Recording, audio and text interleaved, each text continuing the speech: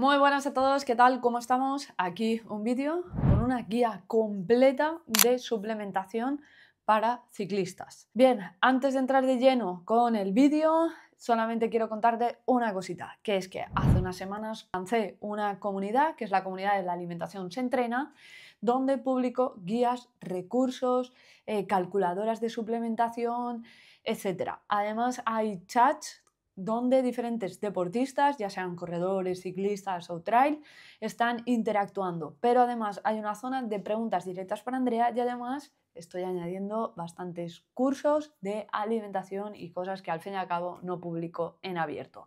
Échale un vistazo, te dejo en la descripción del vídeo el enlace. Y otra cosita, todos los martes publico información de valor en mi newsletter que puedes suscribirte. Lo mismo, lo dejo en la descripción del vídeo. Bien, antes que nada, antes de empezar con la guía de alimentación, ya no de alimentación, de suplementación para deportistas, y en este caso para ciclistas en concreto, quiero hacer un pequeño hincapié. Hay ciertos suplementos que consideramos que solamente se deben de pautar si tenemos una analítica previa. Por ejemplo, es el caso de la vitamina D o podría ser el caso del hierro, etcétera, ¿vale? Entonces voy a hablar de ayudas ergogénicas y suplementos que pueden ayudarnos a retrasar esa fatiga, mejorar nuestro rendimiento, etcétera, en los diferentes momentos de entrenamiento o de competición. Dicho todo esto y aclarado, empezamos. En primer lugar, empiezo por el durante. ¿Qué deberíamos de aportar durante una salida de bici o durante un entrenamiento de ciclismo? Hay tres compuestos que consideramos que son indispensables. Uno es el agua para aportar hidratación, ya que la deshidratación es uno de los factores limitantes de rendimiento.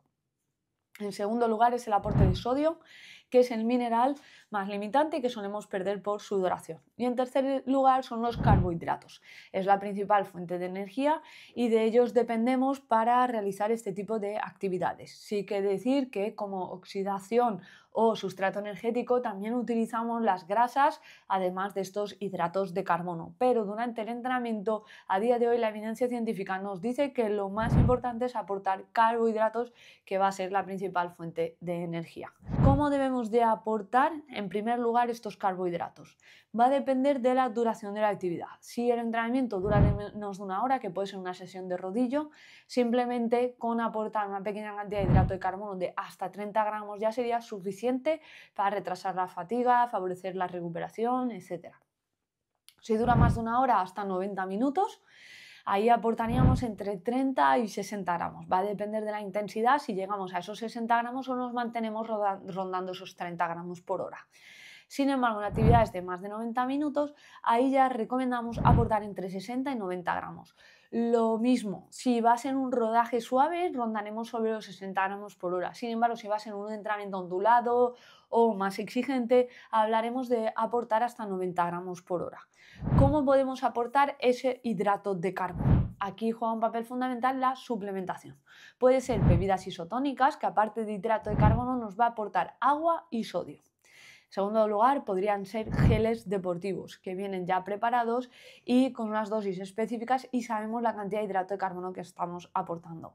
En segundo lugar, pueden ser barritas, que en mi opinión la forma de gominola es la mejor opción porque aporta solamente hidrato de carbono, o por lo menos la mayor parte de las gominolas, algunas llevan sodio también. Y en tercer lugar, pueden ser alimentos que podamos preparar, como puede ser un sándwich con miel, un sándwich con mermelada o otras opciones, puede ser membrillo, dulce de guayaba, etc. Me habéis oído en otros vídeos hablar sobre esto. Bien, quería hacer un pequeño hincapié en cuanto a la bebida, o sea, el isotónico. Este isotónico puede ser la base, ¿vale? Ya que nos va a aportar las tres cosas: sodio, hidrato de carbono y agua. Pero sí que es importante que mantengamos la concentración en los bidones, es decir, una concentración isotónica. ¿Por qué? Porque el objetivo principal del isotónico es rehidratarnos, ¿vale? Si necesitamos aportar mayor cantidad de hidrato de carbono, utilizaríamos las otras fuentes, ya sea el gel, la barrita o la alimentación, etcétera, ¿vale? Pero el isotónico debe mantener la concentración isotónica porque es muy parecido a nuestro plasma sanguíneo y es lo que va a permitir rehidratarnos de manera más eficiente. ¿Cómo mantenemos una concentración isotónica? Es cuando preparamos los bidones una concentración aproximada del 8%.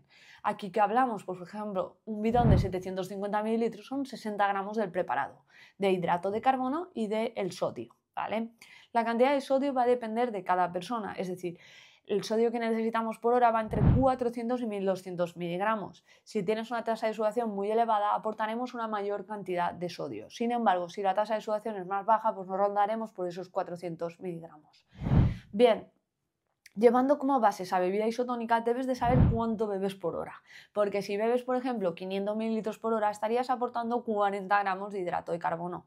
Por lo tanto, para completar el llegar al menos a 60 gramos por hora, necesitaríamos un gel, un dulce de guayaba, una barrita, algo más, que aportara mayor cantidad de hidrato de carbono. Para ello, ya he hablado en otros vídeos de geles, de barritas, un poco de todo, y puedes echarle un vistacillo, ¿vale? Pero la base, en mi opinión, puede ser esa bebida isotónica. Bien, ¿cómo aportamos el sodio? El sodio debe de ser aportado o con la bebida isotónica, con los geles o con las cápsulas de sales. Podrías tener que completar tu cantidad de sodio con las cápsulas.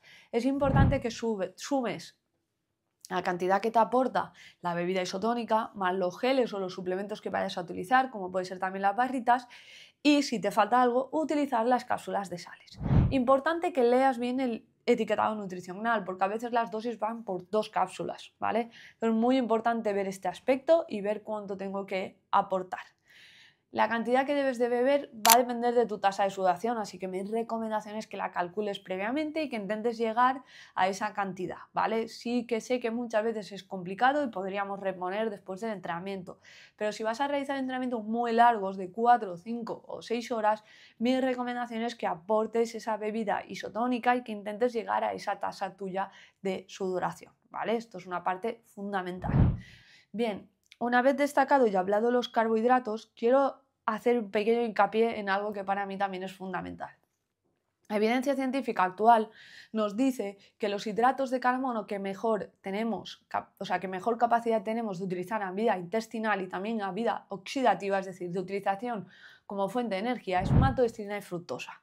Estos dos tipos de hidrato de carbono combinados en dos ratios, un ratio 2,1 o un ratio 1,0,8. Para ello tienes que leer listados de ingredientes y los suplementos y ver exactamente qué estás tomando y qué te estás aportando. Ya sea isotónico o ya sea gel, es importante que utilices estos hidratos de carbono, o por lo menos en mi opinión. Dicho todo esto, vamos ahora a hablar específicamente de otro suplemento que podríamos utilizar en el caso de durante la actividad deportiva. En este caso es la cafeína. La cafeína es un suplemento que depende mucho de la tolerancia del deportista, es decir, depende de cada uno cómo le siente esa cafeína. Hay personas que ya sabemos que nos afecta mucho y que nos cuesta, por ejemplo, dormir si tomamos cafeína, entonces la dosis va a depender de este aspecto. Sí que indicamos que como máximo debe ser 200 miligramos por hora, ¿vale? Entonces, mi recomendación es que la pruebes y que vayas viendo qué dosis debes de aportar. Podría ser suficiente aportar 100 miligramos cada 2 horas o simplemente 200 miligramos cada 2 horas, etc. Esto yo siempre lo pauto de manera individual a mis deportistas.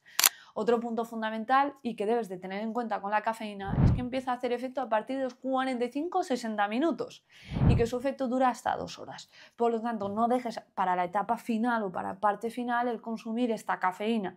Empieza desde el principio, puedes ir aportando pequeñas dosis e ir aportándola de manera constante para evitar un pico de bajada de esa cafeína, ¿vale?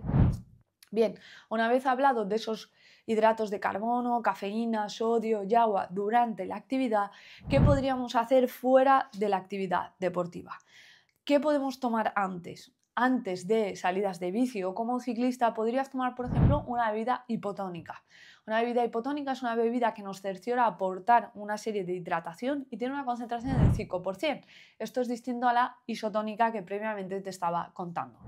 Esta bebida hipotónica tiene un 5%, por lo tanto en 500 mililitros hablaremos de aportar 25 gramos de hidrato de carbono más sodio. Puede servirte previamente a entrenamiento si, por ejemplo, no sueles desayunar. De esta manera sabemos que te has hidratado. Puedes tomarlo entre 60 y 90 minutos antes del entrenamiento y beber poco a poco. Normalmente rondamos entre 400 y 800 mililitros. Hay gente que 500, ¿vale? Va a depender de cada persona las necesidades que tenga.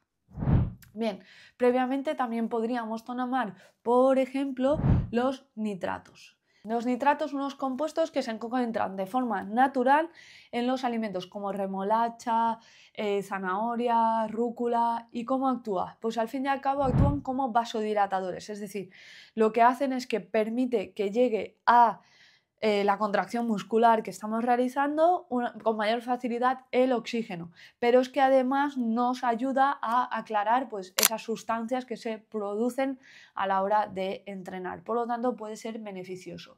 La dosis está entre 400 y 600 miligramos previamente a la actividad, eso sí, tiene que ser 90 minutos, 180 aproximadamente. Sus beneficios es que retrasa la fatiga, mejora las capacidades aeróbicas y puede ser un complemento de otros suplementos, como es el caso de la creatina, la betalanina, etc. Por lo tanto, puede ser una buena opción como ciclista.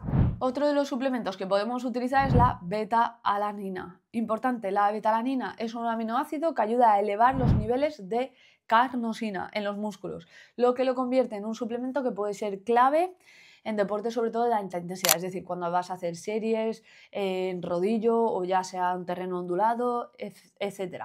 Su principal función es actuar como amortiguador de ese ácido, ¿vale? De ese ácido láctico que se forma durante los entrenamientos.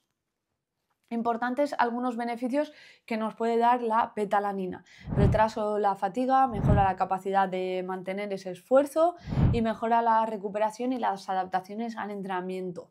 Esto es un punto que para mí es bastante importante. ¿Qué dosis recomendamos? Pues aquí recomendamos hacer una fase de carga de aproximadamente 6 semanas, que esto hablamos de 0,05 gramos por kilo de peso. Y de una vez pasadas las 6 semanas hay un mantenimiento de 0,02 gramos por kilo de peso. Importante espaciar las tomas, es decir, dividir esa dosis en varias tomas para evitar la parestesia. La parestesia es una sensación de hormigueo en la cara y a veces en manos que puede dar la sensación la beta-alanina, ¿vale? No es que tengamos que tomarla antes del entrenamiento, sino que la podemos dividir en varias dosis. Otro suplemento que nos puede servir antes del entrenamiento es el bicarbonato de sodio. Es algo que tenemos todo el mundo en casa y tenéis un vídeo completo en mi canal hablando de él en profundidad y para ciclistas. Es uno de los suplementos que consideramos más económicos y accesibles y mejora las adaptaciones al entrenamiento. Funciona también como amortiguador y ayuda a reducir la acidez muscular durante ejercicios intensos, como es el caso de entrenamientos pues, ondulados o en rodillo, etc. ¿Qué beneficios nos aporta?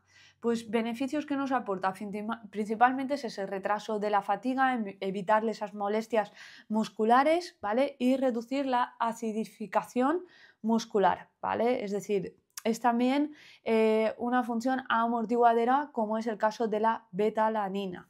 Y la dosis recomendada va a depender de cada persona y normalmente rondamos entre 3 gramos unos 60-90 minutos antes de la actividad hasta 10 gramos, ¿vale? Pero aquí importante porque suele dar problemas gástricos y ver cómo lo utilizamos, ¿vale? Entonces mi recomendación es que progresivamente vayas utilizando ese bicarbonato de sodio y que vayas probando.